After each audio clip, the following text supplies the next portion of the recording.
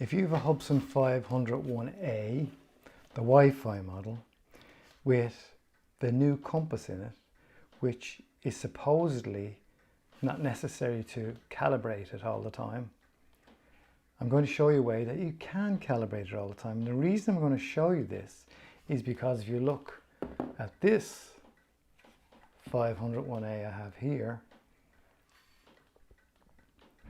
this one has been in 2 crashes because I believe I couldn't calibrate the compass on it. I just switch it on and connect the GPS and it would be ready to fly. But what was happening was I was getting this toilet bowling effect. Then I'd go for a return home. It came halfway home and then they decided to fly straight into a bush. That was okay. But the next time I brought it out, it didn't fly into a bush. It flew into a building and then into the ground and broke one of the arms off. So I've replaced the underside of this, which was all smashed. I have a video, I've recorded a video of me putting all that together. But I want to show you what you can do for calibrating your compass manually with this controller, or if you're using one of the older type 501S controllers, you can do it with that either. But obviously you're going to have this one here, so I'm going to show you what you need to do. Now I just want to get myself a battery here for plugging into this. I'm just going to put it in the bay here so it's not in the way. And what we're going to do is we're going to switch this on. I'm going to press the bind button. That's not important now. I'm just going to make sure. So the lights came on, so it's going to bind to the drone when I plug this one in. So plug this one in to its little sockets and let it do its initializing.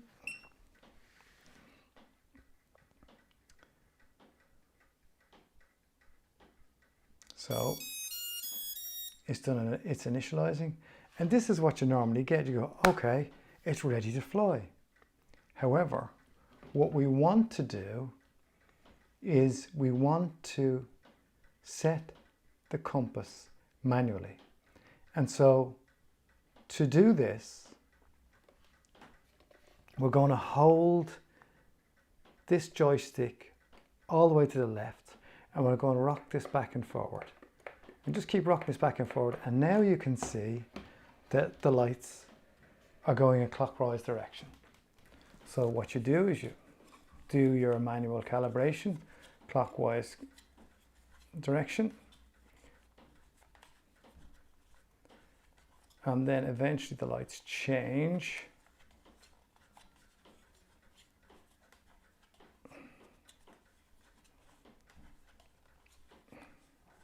And then we turn it on its end and we do the calibration too.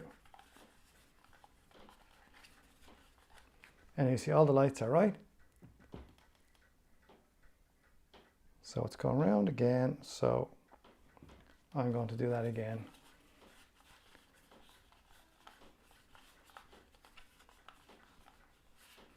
I'm going to switch this off again and just do that again. Switch that off. Power that off. So we're just going to do that again because that didn't work right for me and I want it to work right. I want you to know how to do this properly. So again, I'm going to press the bind button, power on. So it's getting ready to bind to the controller. So switch this on, let it do its calibration.